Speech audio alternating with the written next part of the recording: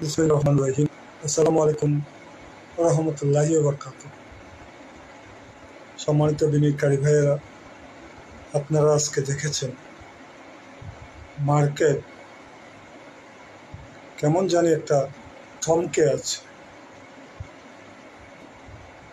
এক ধরনের একটা হতাশা বিনিয়োগকারীদের মধ্যে ধীরে ধীরে চলে আসছে। সেরকম একটি পরিস্থিতি থেকে আজকে সূচক প্লাস মাইনাস না হলেও গতকালকের উল্টোটা কিছুটা হয়েছে।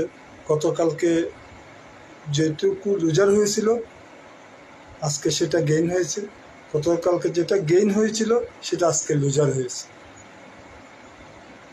আনচেঞ্জ গতকালকে 72টা ছিল, আজকে 76টা হয়েছে।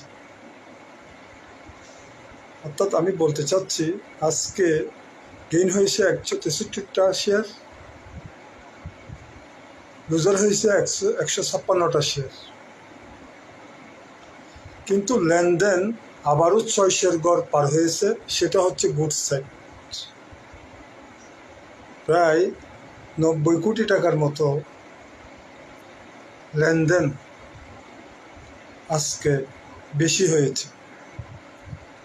গতকালকে 101 কোটি টাকা কমলেও আজকে 101 কোটি টাকা না যাইলেও 600 কোটি টাকা পার হয়েছে। 653 কোটি টাকা লেনদেন হয়েছে। সেটা হওয়াতে বিনিয়োগকারীদের মধ্যে যে একটা আতঙ্ক চলে আসছিল, এটা যে হতাশা কাজ করছিল, সেটা অনেকটা ঘুরে দাঁড়িয়েছে। বাজার অনেকটা কেটেছে, যদিও প্লাস সূচক হয়নি। লেনদেন যেহেতু বেড়েছে সেহেতু বাজারে ডিমান্ড যে আবার একটু বাড়ছে, সেটা কিন্তু মোটামুটি ভাবে বলা চলে। ইনশাল্লাহ আগামীকাল আজকের বাজারের যে কন্ডিশনটা আমরা দেখলাম, মনে হচ্ছে আগামীকাল বাজার আবার ভালো গেইন করবে, সূচকও বাড়বে, লেনদেনও বাড়বে, আশা করতে পারি আমরা। কারণ আজকে লেনদেন খুবই সুন্দরভাবে 600 পার করেছে। আগামীকালকে ইনশাল্লাহ 700 পার হয়ে যাবে ইনশাল্লাহ। আমরা আশা করব লেনদেনের ধারাবাহিকতাটা যেন সূচক গেইনের সংখ্যা দিয়ে সহ লেনদেনের পরিমাণও যেন ধারাবাহিকভাবে বৃদ্ধি পায়।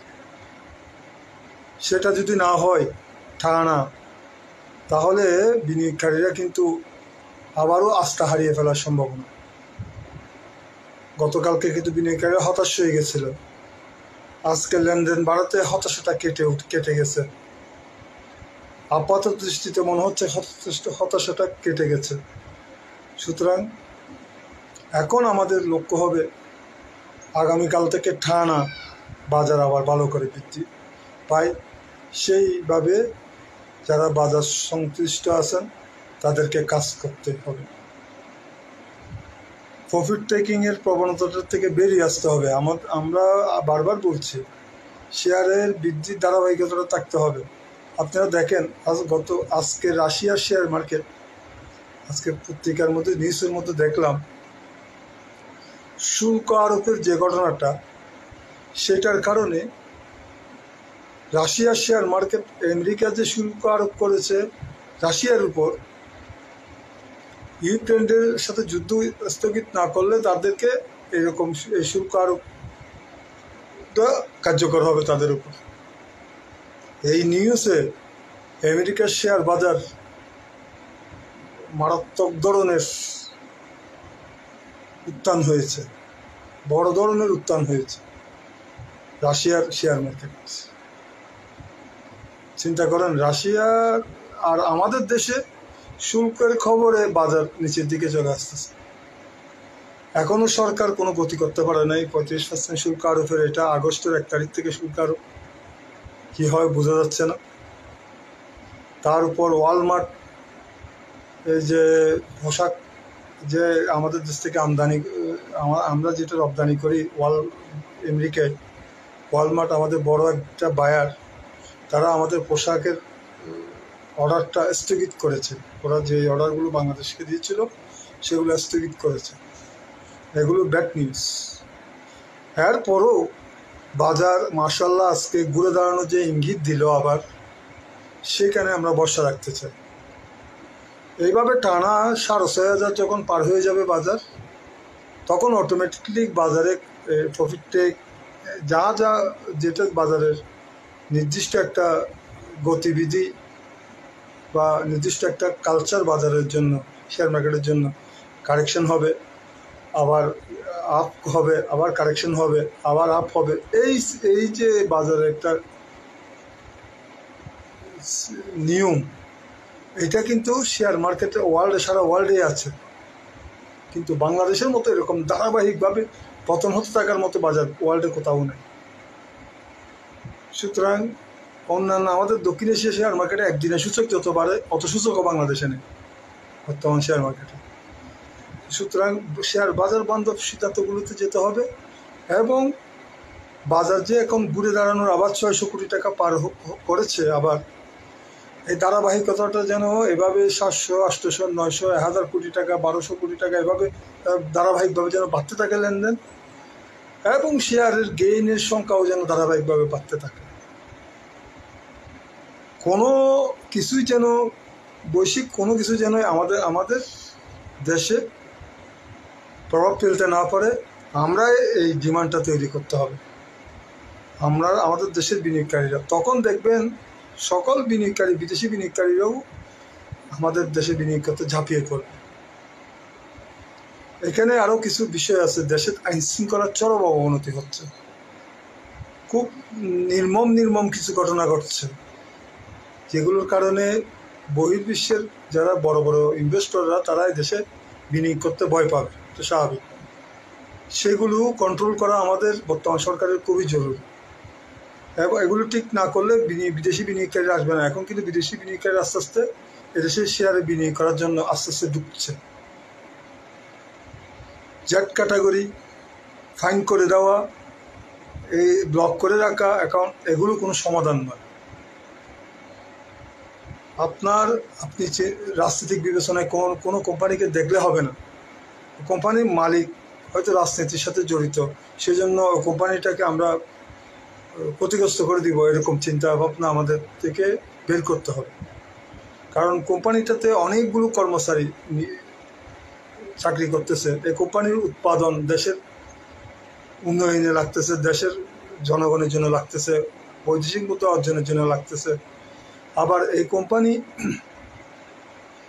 শেয়ার বাজারে থেকে টাকা নিয়ে যাওয়ার কারণে শেয়ার হোল্ডাররা ওখানে ওদের বিনিয়োগ রয়ে গেছে। তো এখন আপনি যদি ওনাকে শাস্তি দিতে যান, ওনাকে যদি কোনো ধরনের ওনার প্রতিষ্ঠান যদি ক্ষতিগ্রস্ত করতে, তাহলে এখানে সবাই ক্ষতিগ্রস্ত হয়ে যাচ্ছে। এটা মাথায় রাখতে হবে। আপনি ওনাকে ধরেন ওনার অপরাধের জন্য সমস্যা নেই, কিন্তু ওনার ম্যানেজমেন্টটা চেঞ্জ করে ওনার কোম্পানি ক্ষতি না হয় মতো এরকম ব্যবস্থা আগে নিয়ে ফেলতে হবে। এটা হচ্ছে আমাদের প্রস্তাব। ডিভিডেন্ড নিয়মিত দিচ্ছে কিনা, সঠিক কি বলে যে 3 মাসের যে রিপোর্টটা দেয়, আর্নিংয়ের রিপোর্টটা, সেটা ঠিক মতো দিচ্ছে কিনা, অ্যাসেট লাইবিলিটির হিসাবপত্র ঠিক মতো দিচ্ছে কিনা, সবগুলো নিয়মিত তদারকি রাখতে হবে। সবগুলো যখন করবেন, নিয়মিত ডিভিডেন্ড, নিয়মিত এসজিএম, নিয়মিত ইজিএম, এগুলো সব ঠিক মতো করবে। প্রতি মাসে মিটিং, বোর্ড মিটিং, এগুলো যদি সব ঠিক মতো থাকে, তাহলে কোম্পানিটা আপ করবে, ভালো করবে। সুতরাং জেড ক্যাটাগরির পাতায় দিয়ে ওই কোম্পানি এভাবে হয় না আসলে। সুতরাং আমরা আশা করছি আজকে বাজার যে ঘুরে দাঁড়ানোর যে একটা ইঙ্গিত দিয়েছে হতাশা কাটিয়ে, আমরা সেটার উপর লেনদেন যেহেতু বেড়েছে, সেজন্য আমরা ভরসা করতে পারি। বিনিয়োগকারীদেরকে বলবো, আপনারা ভয় পেয়েন না, আপনারা ধৈর্য ধরেন, ইনশাল্লাহ বাজার এখান থেকে আবার আবের দিকে যাবে। আমি বারবার যারা 300-400 কোটি টাকার করে লেনদেন করেছেন তাদেরকে বলবো, আপনারা প্রফিট টেকের দিকে ঝুঁকবেন না। আপনারা 2-3 দিন প্রফিট টেকের দিকে ঝুঁকে বাজার উপরের দিকেও যেতে পারে নাই, মাইনাসের দিকে গেছে।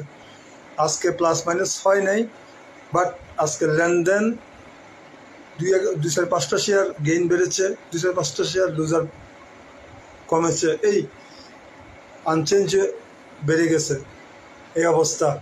তারপরেও বিনিয়োগকারীরা লেনদেন বাড়ার কারণে কিছুটা আস্থা বিনিয়োগকারীদের মধ্যে ফেরত আসছে বলে মনে হচ্ছে। সুতরাং আগামীকালকে মার্কেট ইনশাল্লাহ ভালো একটা জার্নি, একটা ভালো একটা অবস্থান তৈরি করবে, সেটাই প্রত্যাশা থাকবে বিনিয়োগকারীদের। এবং এইভাবে ধারাবাহিকভাবে যেন মার্কেটটা থাকে এবং বড় বড় এই যে বহুজাতিক কোম্পানিগুলো এবং অন্যান্য কোম্পানিগুলো এগুলো বিভিন্ন সত্ত্ব শীতল করতে হবে এদেরকে বাজারে আনার জন্য। এগুলো না করলে এরা আসবে না, এদিকেও নজর দিতে হবে। আজকে 1 বছরের উপর আইপিও আসেনি, সেটাও মাথায় রাখতে হবে। যে কোনোভাবে বাজারের ডিমান্ড কমানো যাবে না, বাজারের ডিমান্ডটা যেন তাকে কোনোভাবে যেন ব্যাক নিউজ বাজারকে স্পর্শ করতে না পারে, সেটাই প্রত্যাশা রেখে আগামীকালকের বাজার ভালো হবে সেই প্রত্যাশায় আমার লাইফ এখানে নিতে চাচ্ছি। আসসালামু আলাইকুম রহমতুল্লাহি ওয়া বারাকাতুহু।